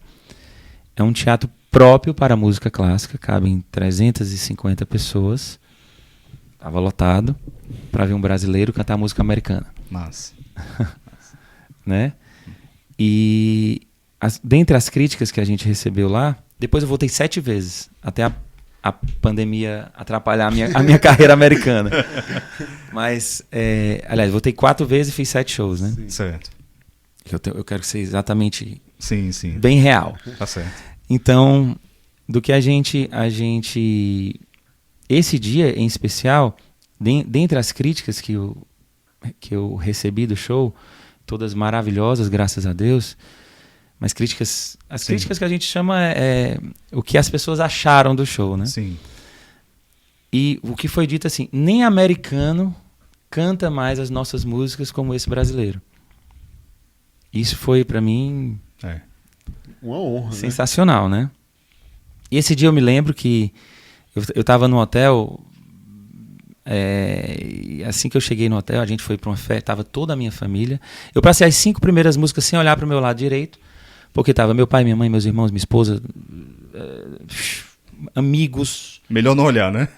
Assim, umas 30 pessoas que foram daqui em caravana para assistir o show em Nova York, né? Então, se eu olhasse, eu chorava. Eu sou muito emotivo, então eu passei o show olhando para quem eu não conhecia. E cantei o que eu sabia e o que eu não sabia esse dia. Teve negócio de nervosismo, não. Já eu me preparei para isso, estou aqui. Olhei para trás, olhei o tamanho da minha carreira e eu não vou bobear aqui hoje, não. Preparei todo o meu discurso em inglês e pruft. E realmente foi o dia que eu posso dizer assim, pronto, depois de hoje eu tiquei aqui, cheguei no hotel, tomei um porre depois. Se Deus quiser somos me levar. Somos de carne e osso, né? A gente Certeza. foi para um restaurante, depois eu fui no hotel, depois eu lembro que a minha esposa dormiu, eu fui para a varanda e fiquei assim, deu certo. Valeu a pena, né? Valeu a pena. Esse foi o dia realmente mais Legal. emocionante da vida. Fora os mais de 4.000 casamentos que eu cantei, que cada um é muito especial na minha vida, na minha história. Lembro, vou dizer de todos, mas é muito raro eu esquecer de um casal, assim. Uhum. Mas acontece, né? São acontece. tantos, né? Você cantou o meu canto. Que legal! Lembro demais. Mas não tem como, né? Não mas tem como. mas é incrível, assim. A grande maioria... Aí vai ter alguns que eu lembro o local, aonde foi, tal. Isso são experiências bacanas. Massa. Rapaz, é tanta coisa para perguntar pro homem, o tempo passando aqui. Paulo, você fez um show em Jerusalém, foi isso? Fiz. Como é que foi isso? Esse show em Jerusalém foi um projeto Pode ligar. Tá esquentando, né? Em 2000 e... Lembrar os anos aqui, você tá só... Em 2009. Certo. 2009 para 2000... foi em novembro de 2009. Uma agência de turismo me contratou para seguir um grupo, né? Eram 150 evangélicos e 50 católicos. Eram 4 ônibus. Em que no final teria um show meu debaixo de um hotel em Jerusalém. Então foi uma experiência belíssima, porque além do show propriamente dito, eu fui cantando durante a peregrinação, digamos assim. E a galera te explorou mesmo, foi? Não, mas não era, aí já não era profissional. Aí eu já fui porque eu queria. Queria mesmo. Porque tinha momentos que era impossível você não cantar ali.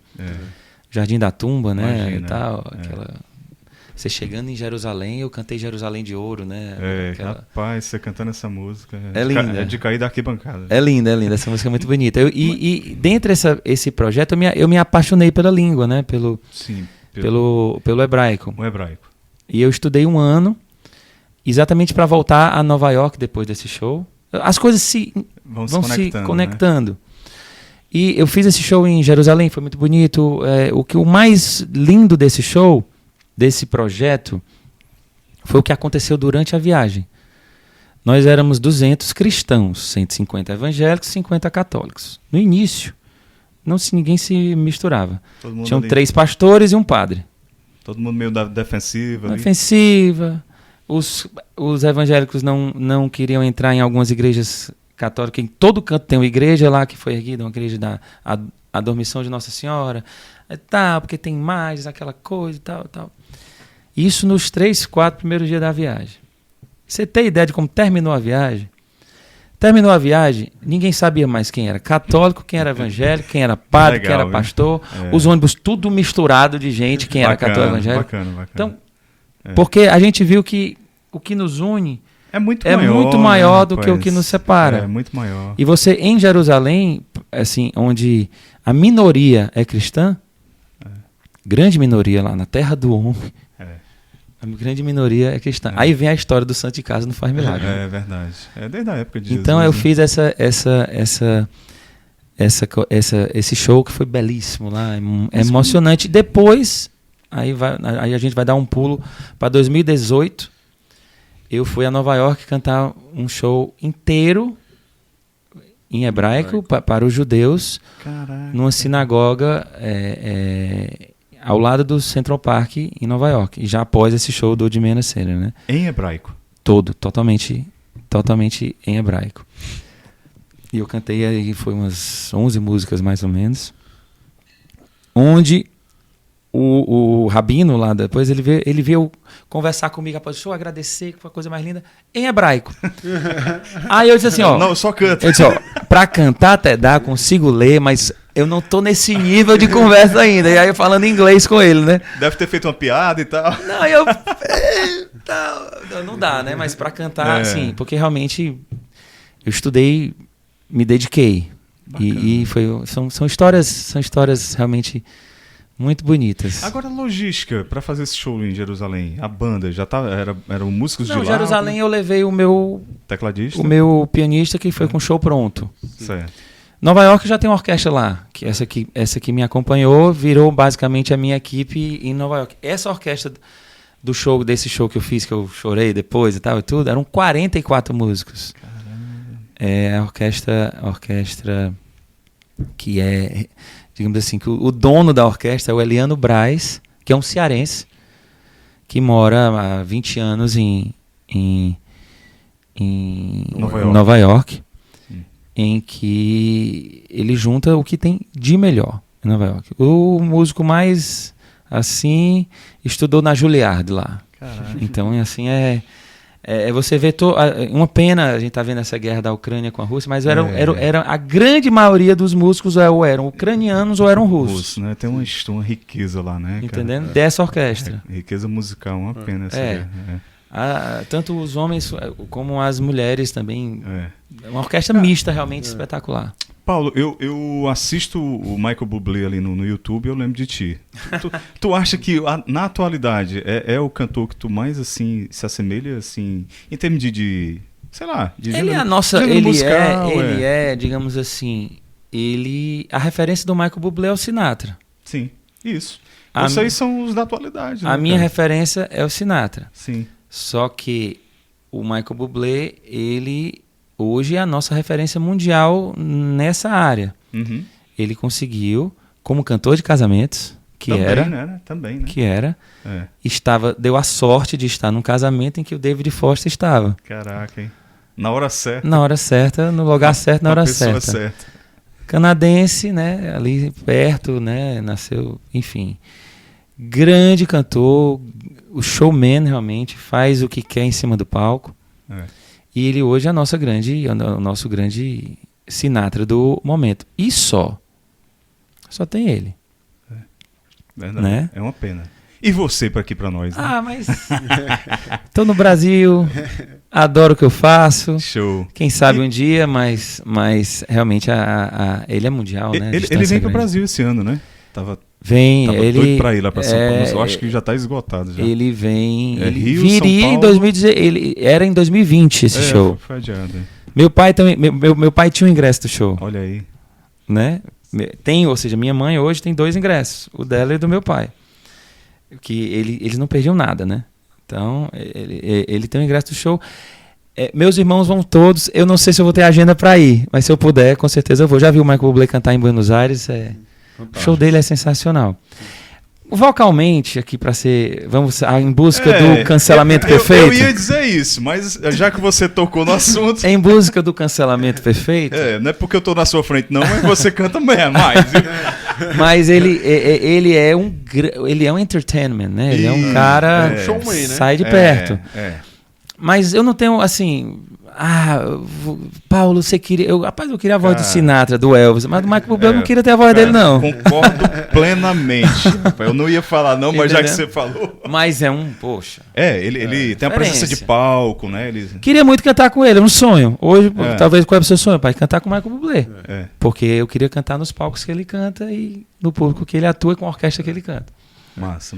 Paulo, e vamos falar um pouco sobre o auge da sua carreira, que foi o quê? Faustão.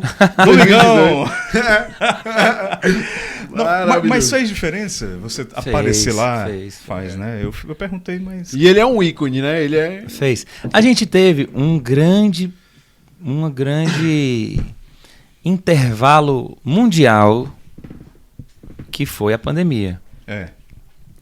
Para alguns mais, para outros menos. Outros fizeram da pandemia um negócio, outra coisa e tal. No meu caso, foi só prejuízo. Para os músicos em geral, né? Não, nem todos. Tem alguns que conseguiram fazer... Teve gente que conseguiu surgir na pandemia.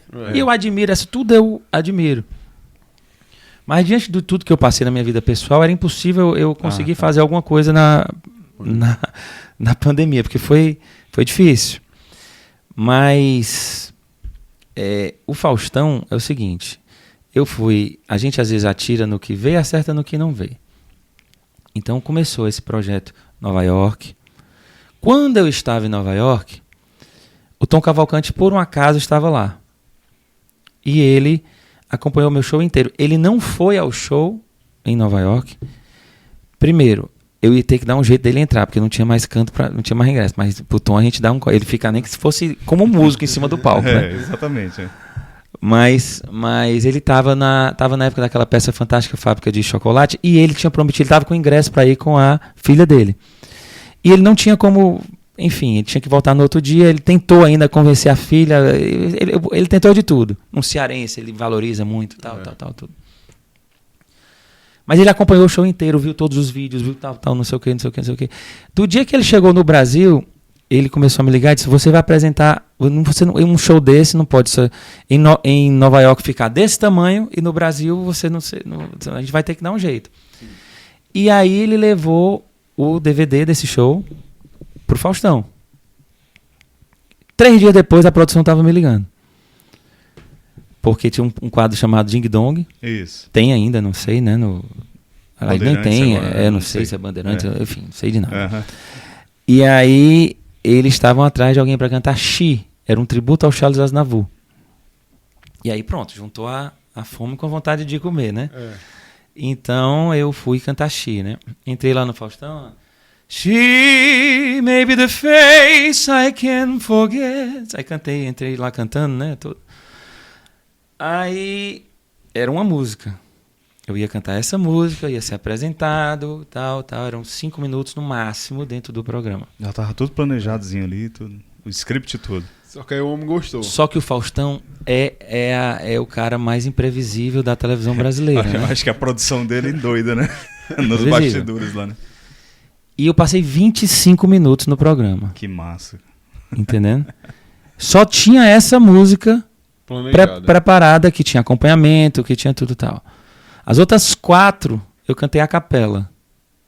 Caruso, Porô na Cabeça, Luísa, do Tom Jobim, e Love Is All, que é uma que ele adorava lá. Ele saiu pedindo. A banda lá não deu nem pra Não, acompanhar lá. Nada. esquece. É mesmo. Não, eles nem foram, nem... Não, Ele pedia e eu tinha que entrar cantando. Porque eu também não queria perder o Time. time, né? É. E realmente foi uma... Se você, por exemplo, nesse mesmo dia entrou o Daniel, o grande cantor, entrou o Léo Santana, que também É do Axé, né? é do Axé, um grande cantor, passou 3 minutos no programa. Eu passei 25. 25. Que legal. É o que a gente diz, que a gente tava. Aí a gente volta pro começo da nossa conversa aqui. Quando você resolve dar ao público algo diferente, uma Sim. música mais assim, Sim. as pessoas. Por que eu fiquei 25 minutos no programa? Foi porque o Faustão gostou? O Ibope, Não, meu amigo. foi porque Ele o tem Faustão um gostou. retorno ali direto. Ele gostou. É. Mas foi porque era a produção dizendo, deixa, É. mantém. É. A gente sabe como é que, disso. É, sabe que disso. funciona ao vivo. Como é que tira, por que os outros saíram com 3 minutos e meio? Tira, não tá dando. É. É assim que É funciona. assim que funciona. Aqui o Neto tá direto aqui, ó. Deixa. É, deixa. 2 horas. É. Vai. Infelizmente, eu digo isso, foi felizmente para mim, mas infelizmente para outras coisas também que isso acontece. Você é tirado porque não tá dando ibope. É. No meu caso, eu fui feliz, mas às vezes injustiças acontecem É. por conta disso. Sim. Né? Então, foi um momento muito marcante. Minha carreira só fez crescer depois daquilo. Você começou a receber convites do Brasil, fora Do Brasil Ceará. inteiro. Fora- Né? No mesmo ano eu cantei casamento na Toscana, cantei o casamento em Sintra, em Portugal, cantei, aí vem Mato Grosso, cantei casamento de filho de ministro, e começa a coisa toda. E começou o meu trabalho aí cantei no México, fiz um tour no México com o que hoje é meu empresário em São Paulo, Marcelo Sampaio, que eu fui chamado desde... Então as coisas foram se juntando. E aí, hoje, realmente, a gente está com um trabalho muito bacana em São Paulo. Depois da volta da pandemia, hoje eu posso te dizer que a cada 10 contratos que a gente fecha, pessoas que ligam para o meu escritório, pelo menos a metade é em São Paulo. Não tem como evitar ali o eixo Rio-São Paulo, Não né, Paulo? tem. Quem quiser realmente transcender aí E vai os ser- limites E vai ser muito difícil, porque assim, eu tô começando, engateando ainda em São Paulo, mas já num sábado passado, eu fiz já 2 eventos no mesmo dia lá, uma tarde e uma noite. Então, enquanto aqui em Fortaleza vai ter 4, 5 festas no final de semana que possam contratar o meu trabalho, lá tem 50 durante a semana. Então assim, é lá e São Paulo é Brasil. Então, assim, aí a gente acertou uma veia lá de banda, de orquestra, de mercado, de conhecer as pessoas certas, das pessoas me conhecerem. E o que é mais interessante, em São Paulo eu não tenho concorrência. Porque aqui, como eu estava dizendo no início, a gente criou esse mercado, que eu fui pioneiro, de um cantor cantar a cerimônia e montar a sua orquestra na festa. Não tinha isso em Fortaleza. E por aí fora também não tem. Não, lá vou ter que começar tudo de novo. Porque não tem. Aqui era alguém que cantava a cerimônia e as bandas tradicionais que cantavam as festas. E era assim. Até que um lourinho doido aparecesse e cantasse a cerimônia, depois fizesse a sua Sai banda correndo. na festa. Porque eu queria ser acompanhado do jeito que eu queria. E não entrar em outras bandas e ter que acompanhar aquela história. Tinha que montar, eu queria cantar o meu repertório, eu queria fazer uma coisa diferente. Sim. E em São Paulo, como é que funciona? São grandes orquestras e corais nas igrejas, nas cerimônias, e DJ na festa. E lá para mais tarde entra uma banda de sertanejo, um cantor famoso, uma atração, que é já para animar mesmo, já para o fim. Então, esse buraco entre alguém que faça uma cerimônia solo e a primeira parte da festa ali, Sinatra, Tony Bennett, Bublé, o Coldplay, aí para ir animando com calma, não existe. Então essa demanda tá aberta. E aqui existe por quê? Porque eu criei isso e um monte de gente veio depois. Hoje você já vê Najib, Marcinho, Gustavo, várias pessoas que vieram, que seguiram exatamente esse modelo, aí, né? modelo que a gente criou. Assim, tenho que ser verdadeiro, né? Sim, claro. Sim. claro. Então, assim, mas graças a Deus, tá? E que bom que é assim. E aí tem o outro lado que é bom também. E que é importante que apareçam outras pessoas em São Paulo fazendo a mesma coisa. Porque a gente só consegue crescer, evoluir, tanto de trabalho como também financeiramente, cobrar, fazer uma coisa legal, quando você tem concorrência. Concorrência, exatamente. Eu só comecei a realmente a crescer mesmo valendo nesses dois aspectos que eu acabei de falar, profissionalmente e financeiramente, quando apareceu concorrência aqui, para poder comparar trabalhos. Exatamente. Quando você está sozinho, não, Aí você se acomoda, né? não é nem se acomodar, as pessoas... Não tem um As parâmetro, pessoas né? até acham que isso não está muito caro, não. Isso não sei o quê. As pessoas não têm parâmetro. Quando tem outras 2, 3 pessoas que começam ali você vai comprar um arroz, você sabe qual é o arroz melhor pelo preço. Às vezes é assim, né? Verdade. E a mesma coisa acontece na música. Quais são os projetos futuros aí que você pensa? Amiga, é tanta coisa. Mas eu pretendo voltar a Nova York em setembro, agora. Começar tudo de novo por lá, nas casas de jazz, que foi o último trabalho que eu fiz. E o show com orquestra grande ali, agora, pelo menos por enquanto não. Em Nova York eu vou começar primeiro pelas casas de jazz, que é o trabalho que eu estou atuando em São Paulo, também nas festas, né? Ali o iniciozinho da festa e tal, aquilo ali que eu gosto, que parte Sinatra, né? Sim. Porque tem a parte Sinatra e tem a parte Bocelli. Então, a parte orquestra, a parte Bocelli, que a gente fala, né?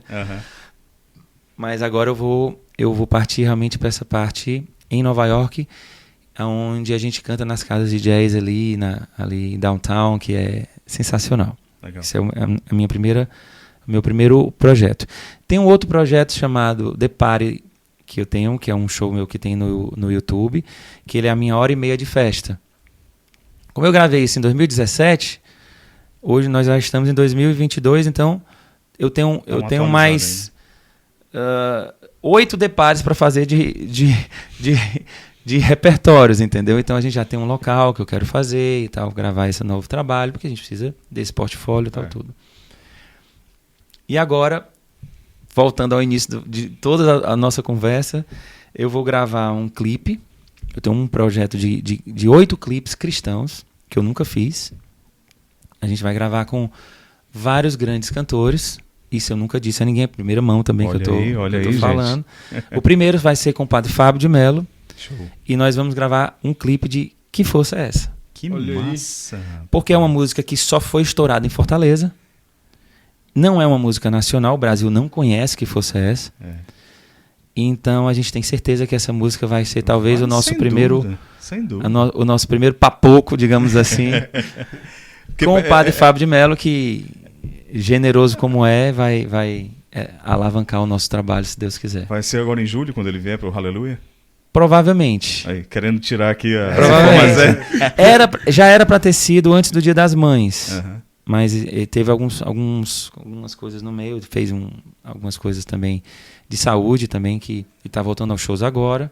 Sim. Também perdeu a mãe na pandemia. E eu perdi meu pai. Então, o tema do clipe vai ser esse, a força que nos impulsiona, né? Então, tem tudo para ser um trabalho verdadeiro, que fala sobre a nossa verdade, mas ao mesmo tempo que a gente acredita que vai dar o que falar, se Deus quiser. Mas teve uma música, Porta do Céu, né? Você conhece, né? Que é também nossa que eu digo aqui da nossa terra, né? Que é lá do Grão de Trigo, né? Do Mussi. Do Mussi, Porta do Céu. E aí ganhou o Brasil, acho que foi a Liana Ribeiro, se eu não me engano, que foi a primeira que interpretou. Se a dor te toma por demais. Lindíssima. É linda. E Que Força é Essa merece. Merece. Merece ser alçada aí por você e Padre Fábio, vai ser show demais isso aí. Aí após essa com o Padre Fábio, nós temos mais 7 cantores aí, também já engatilhados, alguns nomes bem legais. Todos esses clipes com parcerias? 8 clipes em duetos, com parcerias com cantores. Aí tem a Adriana, grande cantora, Adriana Arides também, que a gente já tá com ela também. Aí tem mais 2 cantores que também não são do meio católico? Do meio... Não são cantores católicos, mas são católicos, né? Sim, assim, sim, são certo. como é que se diz, cristãos. Certo. Né? E aí eu não vou entregar todo o resto, mas esses dois nomes eu já digo aqui para você. Paulo, tu acha que cada voz, cada timbre tem algum gênero musical que se encaixa, mas tu acha que dá para enquadrar cada um em cada... Tudo tão eclético hoje em dia, porque tem, né? Você não vai mandar o Pavarotti cantar, ele cantando My Way, particularmente eu detesto. Por exemplo, você falou muito que você canta a parte inicial ali do seu show e tal, no caso de casamento, por exemplo, né? Quando vem lá o axé, o forró e tal, geralmente entra um outro cantor. Um outro cantor, né? E você prefere dar essas músicas para outra pessoa cantar? É porque eu acho assim, dentro isso também já foi algo, é uma novidade nossa também, que todas as bandas de baile se acostumaram a tocar 4 horas. E eu, dentro do baile, eu costumo fazer o meu show, que são as minhas 2 horas de festa, minhas primeiras 2 horas. Não canto mais do que isso. Porque eu acho que, se você for procurar no mundo, todos os grandes shows duram 1h30 a 2 horas. Quando muito, quando tal, 2h30, a não ser o doido do Paul McCartney que faz 3 horas de show sem tomar água. Mas é o Paul McCartney, né? Ali você escutava o dia inteiro. Mas no normal, ninguém aguenta ouvir ninguém mais do que 2 horas. Isso é estudo. Não tem... Pode ser o melhor cantor do planeta. Mais de 2 horas vai enjoar. E você tem que deixar um gostinho de quero mais nas pessoas. É verdade. E aí os cantores se acostumaram a cantar do parafuso à bomba atômica. A gente faz. Eu dizer que eu não faço um pezinho de serra, um negocinho, uma brincadeira, um TikTok desse, de vez em quando eu dou uma brincadeira. Mas é um plus, é só um gostinho, é uma brincadeira. Não um Zé Vaqueiro, um negocinho desse, a gente faz faz uma. Tá entendendo? Mas não é o que eu faço de melhor. Tem alguém dentro da minha banda, ou dentro da nossa equipe, que faz melhor do que eu aquilo ali. E vai fazer com mais identidade. Como ele também não vai conseguir fazer o que eu faço. Exato, cada um. Então, qual o problema de você, cada um no seu quadrado? Exatamente, E cada um faz o que faz de melhor, e é mais trabalho para todo mundo, é o céu para todos. Né? Entrega um serviço muito melhor para quem está assistindo. E a nossa entrega é melhor. Exatamente. Porque parece que tem 2 shows. A banda parece que tem 2 shows no mesmo show. O cliente que nos contrata, ele tem essa vantagem. Ele tem 2 shows dentro de um mesmo show. Parece que é outra banda em cima do palco, inclusive. Legal. Sai daquele ar clássico, chique, elegante, para um ar que também continua sendo elegante, porque é uma festa de casa, mas é mais... Tira o pé do chão. Mas é outra história, mas parece que é uma outra banda, e é dentro do mesmo show, entendeu? Ainda tem água aí? Tem, tá ótimo. Vamos partir aqui para os finalmente, né? Uma pena. Rapaz, tem que marcar outros episódios, viu? Porque papo bom demais aqui. Cara, em termos de tenor, hoje na atualidade, qual é o que você acha que seria considerado o melhor na atualidade? Hoje, para mim, o Rolando Villazon. Ele não é muito conhecido aqui no Brasil, mas ainda temos o Carreiras vivo, o Plácido Domingo ainda é vivo. André Bocelli? O Bocelli. Mas o Bocelli não é um tenor... Como é que eu posso dizer? Puro, operístico. Não, ele é um cantor popular que também canta áreas de ópera. Entendeu? Entendi. Mas ele tem uma voz leve, quando quer cantar suave, sai de perto. É o cantor, hoje, para mim, é o cantor mais impressionante que ele sai. Eu gosto muito. Ele consegue ser barítono, brilhante, tenor. Ele consegue... Eu não entendo. Acho que Deus tirou ali, né? O que saiu da visão, colocou na garganta. Eu gosto demais. Eu adoro. Lá em casa os meninos... Pai, de novo, André Bocelli. Mas dentro da ópera, dentro do mundo erudito, ele não é tão considerado. Certo. O que eu demorei a entender por quê. Tive que estudar por que isso, porque eu achava injusto. Depois eu entendi os porquês pelos maestros, muitos maestros italianos mesmo, que não gostam nem de ouvi-lo cantar ópera. E vai entender por quê, né? É o purismo do purismo do purismo do purismo. Aí a técnica em alto grau. Que se grau, preserva ao longo de séculos. Engraçado, e a gente não né? vai entender, eu vivo fazendo. Nós que vivem da música. Eu vivo da música e eu sei por que eles estão falando isso, não vou dizer aqui, não cabe. Mas é quase injusto. Uhum. Pelo tamanho um preciosismo, né? É um preciosismo, exatamente.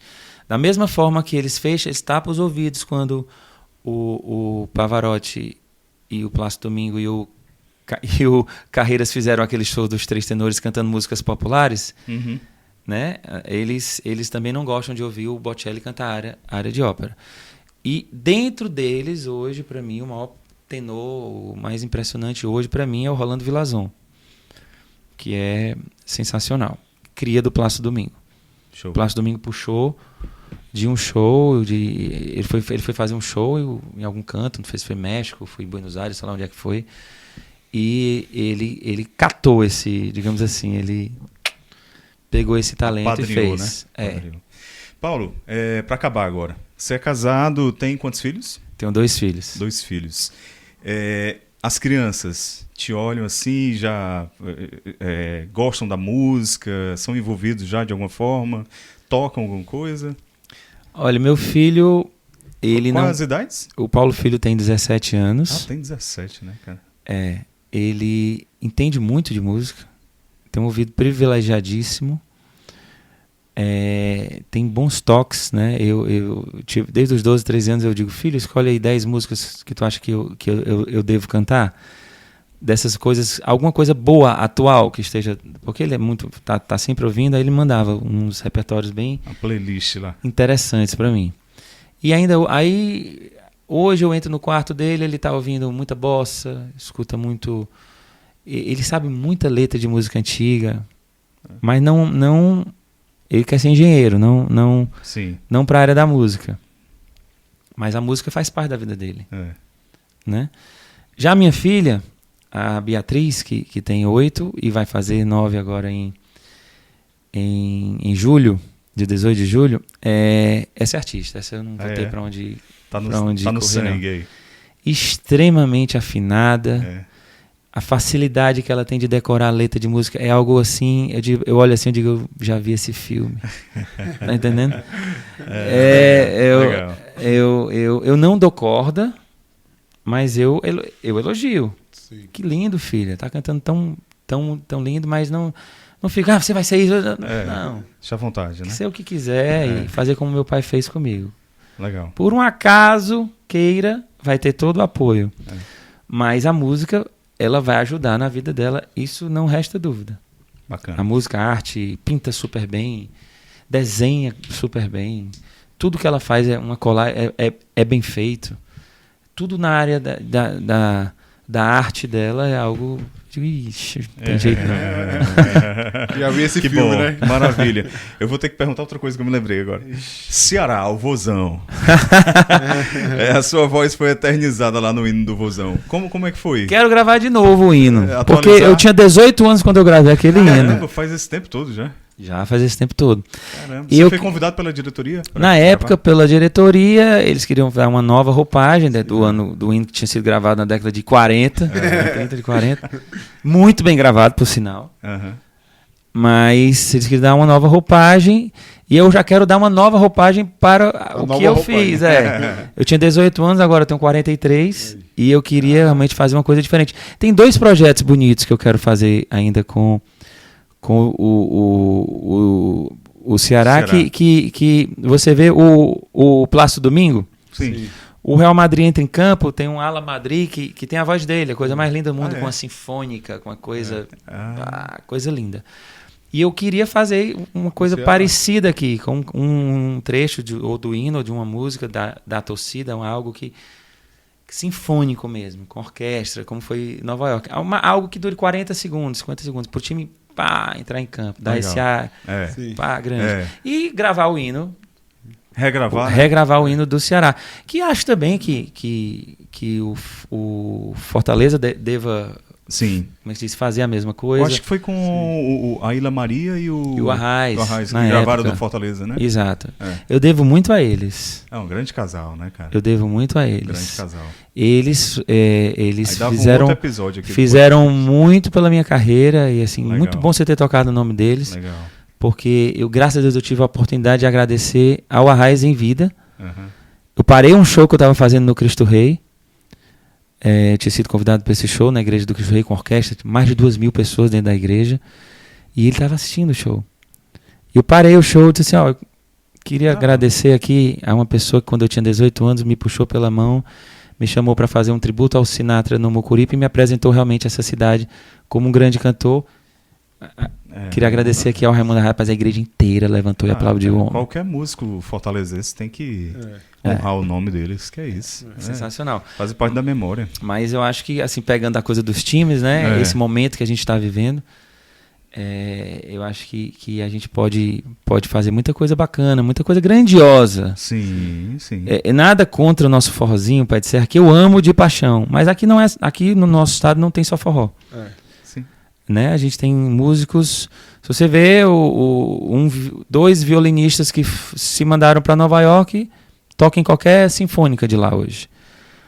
Nós temos um movimento, MCDM, né? Movimento do Ceará para dominar o mundo. Aonde a gente chegar, o cearense ele faz a diferença. Faz a diferença. Tem muito cearense bom por aí. Tu é doido. E nós tivemos aqui com esse cearense arretado, gente boa demais. Que papo bom. Vamos marcar outro episódio aqui com o Paulo Benevides. Tem que achar um horário na agenda do homem. Mas, Paulo, uma alegria grande, cara. Obrigado. Eu que agradeço. Por ter estado aqui conosco. Você comenta aí o que você achou, tá? Segue o Paulo lá nas redes sociais, Paulo Benevides Oficial. Oficial igual a gente. Nós somos Atos Podcast Oficial. Então é todo mundo oficial aqui, não tem ninguém o YouTube, Paulo Benevides Oficial. Tem tudo que a gente falou aqui. Show de Nova York inteiro, dividido por faixas. Jerusalém. O Jerusalém, o último show antes da pandemia no Rio Mar, que foi lindíssimo, entupido o Rio Mar. Lindo, eu canto com o Padre Ayrton, Amazing Grace. Maravilha. Jerusalém de Ouro. Tem esse Depare que eu também disse parênteses, aqui. Os graves do Padre Ayrton. Lindo te também. Contar, viu? Lindos. Esse Depare, que é essa nossa hora e meia de festa. Tem cantando numa casa de jazz também. Gente, o YouTube tá bem completo, tem tudo. Legal. Bem legal. E a nossa página no Instagram, Paulo Benevides Oficial também. Show. Pedrão? Muito bom o papo aqui, pessoal. Obrigado, Paulo, por ter participado. Foi fantástico. Segue lá a gente, comenta aí, deixa seu like, diz o que você achou aqui do Paulo. E é isso, pessoal. Acompanha lá o Paulo no YouTube. Curte e compartilha. Exatamente. Valeu? Agora a gente vai pra conversa offline aqui, que é a melhor parte. Os bastidores comer um bolinho aqui da Casa do Bolo. Valeu, gente. Abraço. Abraço.